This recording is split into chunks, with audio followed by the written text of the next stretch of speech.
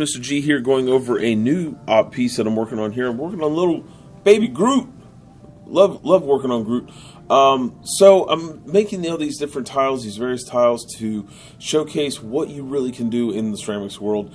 One of the pieces that I like doing is actually creating these paintings on a tile, and it's more of like a modern Greco-Roman fresco painting. And here's my thing: when I'm looking at this, I show my students this, and I'm talking about this work. The level of a painting is, I mean, most paintings, they last for centuries. Sometimes it'll last almost a millennia, but at some point or another, these things do degrade and erode over time. The reason that they do that is because the canvas, the board, the wood, any type of painting material such as fresco, where you're painting on fresh plaster, these things just degrade over time. One of the most beautiful works, it's also the most saddest in what's going on with it, is Da Vinci's Last Supper. His painting is, he was trying a new and an experimental technique, and in doing so, it was not going to last forever, and it started to degrade over time. I know that within my lifetime, it is going to be completely gone, and that saddens me to such a profound level. And just, it's a beautiful piece of work by a master artisan, and we just have to see time kill it. That's the sad thing. For these paintings, these things will never change. They're gonna stay this way forever unless the tile is broken. I mean, the only way that these things go bad is if somebody smashes it, which for me I think is really an interesting concept, because the fired clay provides a it's a template that's not going to have, you don't have to worry about sun, you don't have to worry about water. It can just sit in the water. It's not going to change. It's going to stay perfectly as is forever unless somebody breaks it, which I think is a nice thing to think about when you're creating a piece of artwork. How long will it last? And because of that longevity, I want to immortalize baby Groot, because he's just the coolest dude. So over here we got a picture of Groot. I took this off of Pinterest. I was just going around, and I've got it saved on one of my boards, and I wanted to paint the Marvel Universe as it's kind of moving on. We're about to close out Phase 3, going into Phase 4. And so this piece that I started working on the concept of it after I saw Infinity War, and I wanted to get this prepped before Endgame comes out, because I think it's just a nice concept piece to go along with the other piece I made with Logan and Captain Marvel. So here I am. I'm adding brown slip iterations, just different levels of pigment and colors to the tile to create that image, and then I'm going to finish it off with a clear coat of glaze, which I did coincidentally find out from one of my other ceramics buddies. She told me that if you put on the clear glaze in just the wrong amount, it's going to turn white, so it's going to blanket everything out that you just painted. So I've got to be really delicate with how I decide to finish this off, because I don't want to lose the amount of detail I'm having to go and paint in on these designs.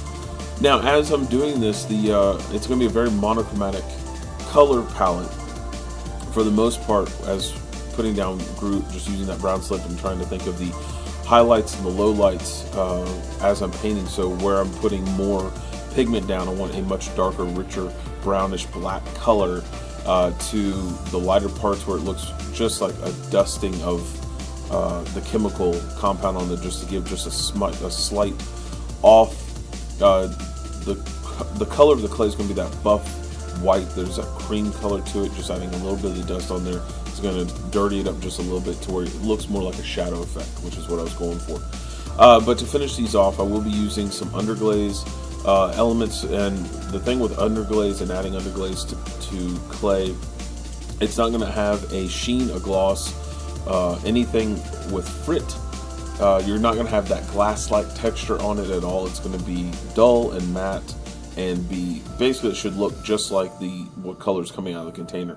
So as I'm putting it down, there's a little more vibrancy that does come out of the kiln, but for the most part that stuff does not change, which is really nice to know as you're painting in clay, because you need to know what colors you're going to have at post, what the color is going to look like outside the kiln, because colors do change inside and outside the kiln.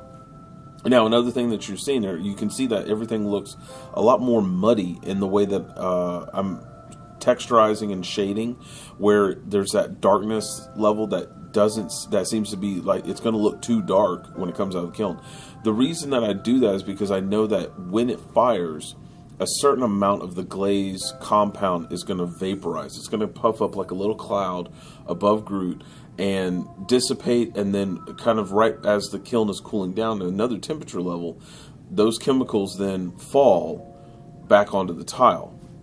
Knowing that ahead of time, some of the amount of glaze elements are going to just burn off completely and incinerate. That's fine, because in doing so, I know that I'm going to have a lighter gradation in the overall piece that right now it looks like it's super heavy. But when it comes out of the kiln, it's going to be much lighter, and I already know that preemptively, and that helps me as I'm painting in the process. This is one of those things where I've done, I think this is like the 12th piece that I've done like this, so I know that there's a certain amount of give and take in what's going to happen inside that kiln. I have to paint down a level darker than when I'm just painting a normal piece, because of that fire element, that kiln and the heat, that changes what's going on. And notice how there's also that gradient as I'm going through adding those low fire glazes, that kind of aura look around Groot right now. And that's it's gonna change as it fires. So I'm not really worried about how it looks right now, because I know it'll flatten out once it comes out of the kiln. Not to say that I don't want to try and clean it up a little bit, but I do know how it's going to be at the overall, so I know what to look for. And then it's just going back with, again, putting down those highlights, midtones. So as I'm painting in, I want to make sure that my coloring, I have a little bit of, like, I'm using this nice teal color for the midtones, the purple to be the darker tones, and then I'm leaving the raw clay to be my highlight area, so that it looks like a light is shining onto the character to give it that more pronounced look, so it looks like actual light elements. Going in with a little bit of the teal and the purple, so I have that purple background. I'm going in with teal to give me some dot texture. That's going to just finish out the entire piece, so it gives a breakup to the space behind it, so that there's a structural change, so that I can see some minor differences in the overall piece. Okay, guys, I hope that you liked this little video of me doing a painting. I look forward to any comments that you guys have. Just toss those down in the comments below. As always, like, subscribe, and share, and I will see you guys next class. Later, guys.